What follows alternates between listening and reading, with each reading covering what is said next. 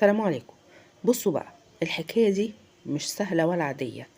دي حكاية وجع بجد، وجع كده يخلي الواحد يقف يسأل نفسه: احنا بنربي بناتنا ليه؟ علشان نكسرهم ولا عشان نحميهم؟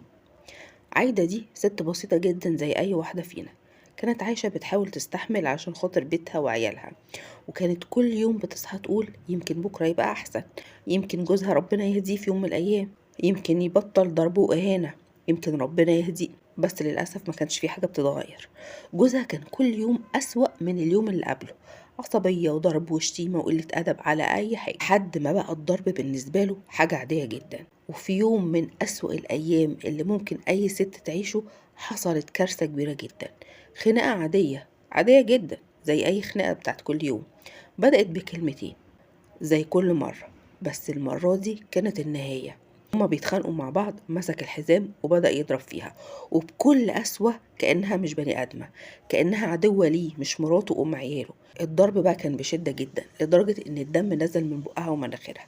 ابنها الصغير يا عيني طفل بريء شايف المنظر قدامه، اتخض وقعد يعيط، وكان مرعوب جدا وجرى على جدته أم أبوه، قعد يصرخ فيها ويقول لها: الحقيني يا ستي، أبويا بيضرب أمي ودمها سايح.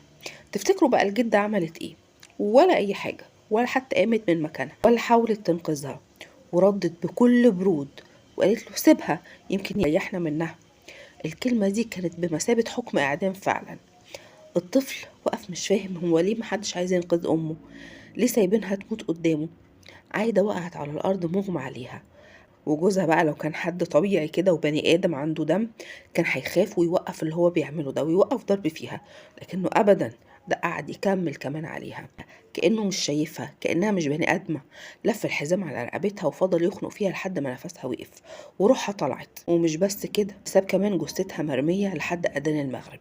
ما نسيت أقول لكم إن القصة دي حصلت في رمضان. فضل مستني بقى لما الشوارع تفضى والناس كلها قاعدة بتفطر في بيوتها، وهو بقى قاعد يفكر ويدبر ازاي يداري الجريمة دي، لحد ما جاب توك توك وربط ايديها ورجليها كأنها مش بني آدمة، كأنها حيوانة، وخرج بيها ورماها في أرض زراعية وغطاها بالقش. وبعد كل ده بمنتهى البرود والبجاحة اتصل بأهلها وقال لهم بنتكم هربت ومش لاقيها، وفضل بقى يمثل عليهم ان هو بيدور عليها معاهم. مصيبة بقى، والحقيقة اللي تقطع القلب ان عايدة اصلا ما كانتش عايزة تكمل معاه. قبل رمضان حصلت مشكلة كبيرة بينهم وغضبت وراحت عند اهلها، وكان ضاربها ومطلع عينيها، وقالت لابوها ان هي عايزة تتطلق، مش قادرة تكمل معاه ولا قادرة تعيش معاه. بس اهلها ضغطوا عليها وقالوا لها: استحملي عشان خاطر عيالك، ما ينفعش تخربي بيتك بايدك، احنا في ايام مفترجة، ارجعي بيتك واصبري. وفعلا رجعت وهي مكسورة، وهي خايفة ومن جواها إحساس إن هي رايحة لحاجة مش كويسة، وإحساسها طلع صح وإن التمن كان حياتها. هنا بقى لازم نقف ونقول كلمة واضحة وصريحة لكل أب ولكل أم بيجبروا بنتهم إن هي ترجع لواحد بيهينها وبيضربها: بلاش تبقوا سبب في موت بناتكم.